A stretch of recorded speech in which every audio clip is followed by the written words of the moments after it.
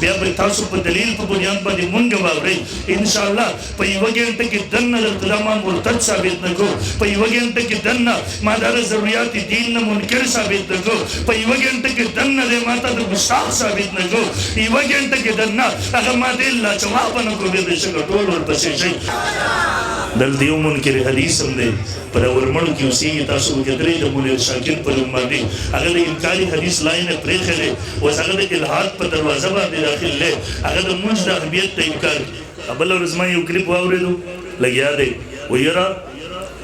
دا په فلسطین کې هلته مسلمانانو قتلیعام شول تاسو دلته دواګانو له زور ورکوئ منځونو له زور ورکوئ احتجاجونو له زور ورکوئ ما چې کله واورېدو ما هغه وخت کې ورباندې تبصره وکړله ما ویل مونږ خو وررسېدی ورته نه شو که کله م وسوسو چې مونږ ورته ځان ورورسو انشاءالله مونږ به بیا د خپلو وروڼو د امداد دپاره ضرور ورځو انشاءالله العزیز که کله م وسوسو انشاءالله مونږ به بیا په اولني سفرو کې د قبله اول حفاظت کوو ورځو به که نه انشاءالله العزیز خپل پیغمبر په حکم باندې به بیا عمل کوو که نه انشاءالله اوس وررسېدی نه شو مونږ سره یوه لار ده چې دلته دعا وکړو دلته مونځ وکړو الله نه سوال وکړو مونږ سره یوه طریقه ده چې مونږ دلته احتجاج وکړو مونږ د هغه اسرائیلو نه د نفرت اظهار وکړو د عالمي میډیا په ذریعې باندې دغه ظالمانو جابرانو ته ور ورسېږي کوم چې هغه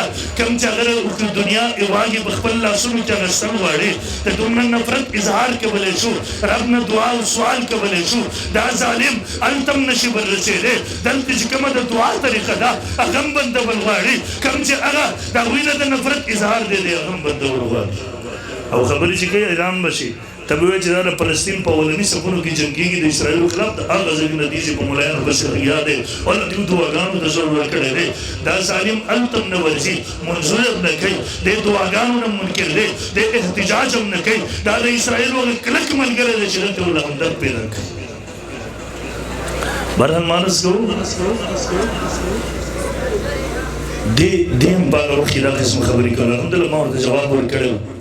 او دا ملحد خو کله د دین د یو رکن نه انکار کوي بل ورځ په کلمه طیبه باندې اعتراضات وکړل د هغې نه مخکې په تراویح باندې اعتراضات کړي د دین د بنیادي عقایدو نه په دې وخت کې په انکار باندې شروع دی الحمدلله پروس کال په تراویح هم ما جواب ورکړی تاسو ته به هغه یاد وي د وی دا د قرآن دا د احادیثو نه نه ثابت الحمدلله د احادیثو نه ورته ما ثبوت پیش کړی دی ورباندې ګم سم شوی ورباندې خاموش شوی بل ورځ په کلمه طیبه اعتراضات وکړل الحمدلله ما ورله هغې جواب ورکړی د دلایلو په بنیاد باندې مو ورته ثابت کړی و په هغې باندې ګم سم خاموش ناست دی او ما ورته دعوت هم ورکړی و ما ورته هم که جرأت در پکې یو ځل مخامخ راشه د میډیا په مخامخ ما ورته یوه ګنټه وغږېږو انشاءالله په یوه ګنټه کې ستا حقیقت زه ټولو دنیا ته ورونخېم ما ته نوم به درکړم ځان به ورنه ساتو که نه انشاءالله ځان به ورنه ساتو که نه انشاءالله